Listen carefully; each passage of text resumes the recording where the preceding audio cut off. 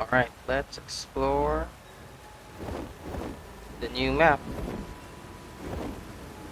So this spot, as you can see in that hole, is the hematite cave coming to recode when the prismatic event comes back. As you can see, they increased the map size. This part here was just pure... Oh, I died. This spot... Okay, I forgot that they implemented the map currently. So, Lowlands map. Not everything will be in place, such as this. Supposed to be a mud pit here. If you're a Pachyrhinosaurus or Rex player, there's always been a mud pit here, but it seems like they added somewhat deep pond here. So this is gonna be one of those ponds that'll be affected by the water increments, rain, and all that jazz. As you can see, there's the cave for, I assume, Peridot, or yeah, Peridot, for the Peridot cave, or I mean, prismatic event. So I was right. Alright, I was right. So the hydrothermal vents, lakes, is being replaced here on a perb lake. There it is. The hydrothermal pools in the upland forest. No effects yet, or no smoke effects. So this would be a cool place for you to warm up if winter comes in upland forest, because I assume it's gonna be half of the map up here. So from Garnet Hills maybe, here at the Garnet Rapids, because there's still redwood trees, down to here at Lesser Fern Prairie. Nearly like half the map would be experiencing winter. Jacko did say that the wingtips of the Quetzalcoatlus has hitboxes, so be careful when you fly near trees. Look at that, they expanded the map even more down here. And here's the hydrothermal vents. Looks pretty good. I suppose they didn't put the effects to that lake up there, but it'll be soon be given. What? It's a giant hole down there.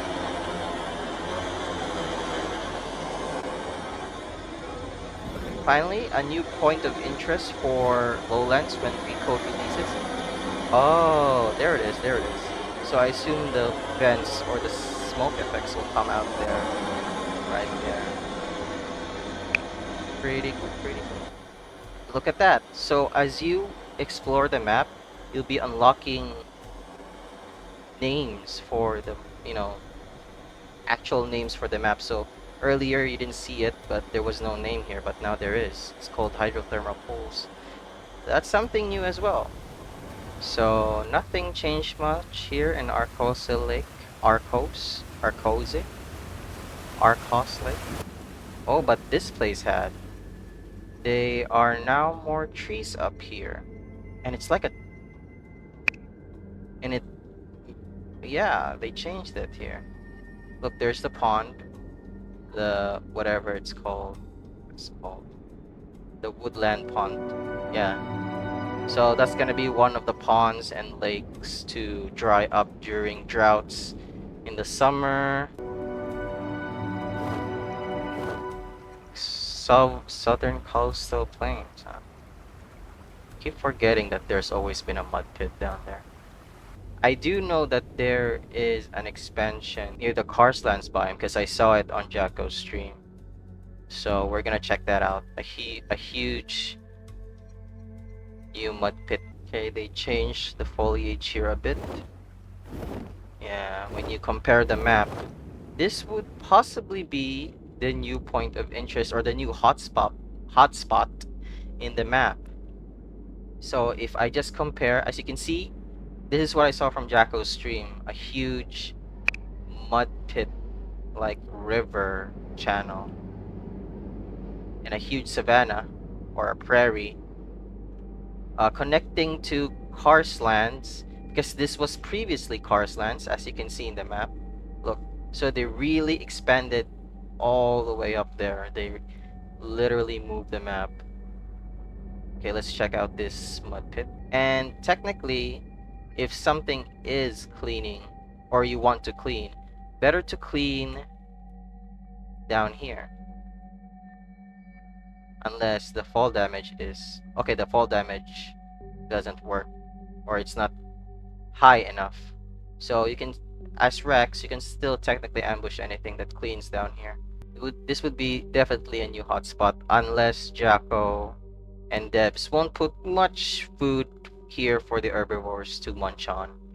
And of course, a huge giant lake, which was previously the swamp. Yes, yeah. You see? If I compare the map, huge swamp, and now it's just a huge lake. So they changed a lot. This would be a great spot for Deinosuchuses. Yeah. Wonder how deep it is. Okay, so let's see if Karstlands have any changes. Oh, is that the pond? Oh, hello. Okay, so they changed quite a bit. Oh, I fell down because I have no stamp. So this would be what it would look like if drought is gonna hit the Karstland pond. And also, the Redwoods is changing. Look, as you can see, they made the falls, or sorry, the river much steeper, much deeper. And look, they added a new point of interest. Azurite Lake has changed. There's like a pond there now. And they minimized the size of the waterfall. Like, they made it much smaller? Yeah, they made it much smaller, but there's now a falls down here. 2 falls.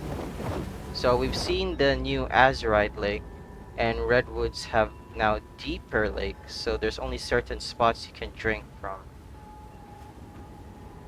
Okay, look, another waterfall. So they really made Redwoods much higher in altitude now. So it would make sense that it would be snowing up here, experiencing winter. Look, there's a new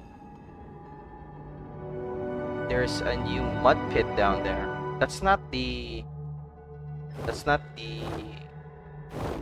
Ankylosaurus mud pit. That's different. So it's a new mud pit.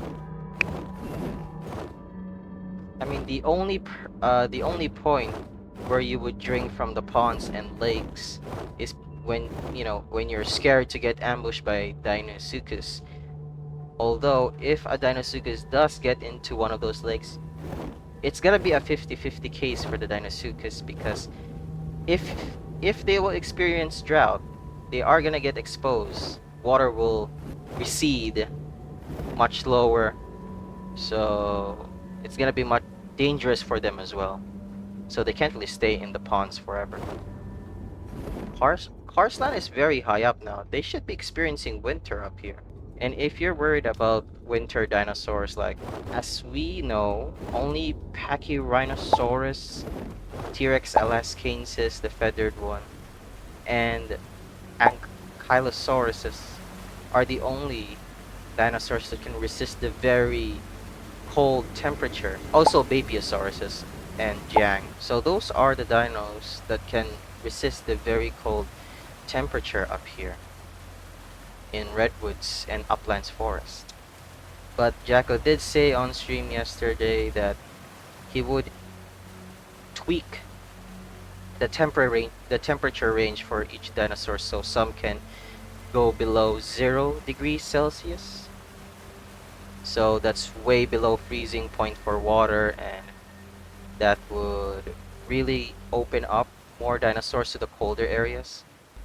That, let's say you're an ankylo just grinding amber, you're pretty much safe in the higher lands when it's winter, because nothing really is gonna hunt you, because not everybody has access to the feathered rex.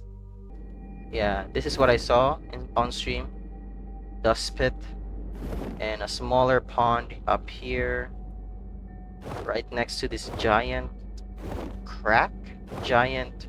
rift. I don't know if they're gonna plan to put on anything in here.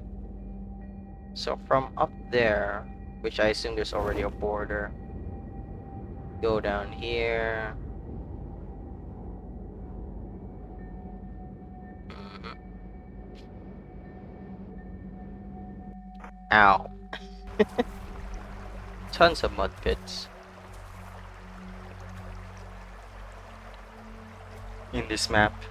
So there won't be much difficulties finding mud pits. There it is, which I assume is gonna be the new hotspot, and with glitchy effects. See how deep.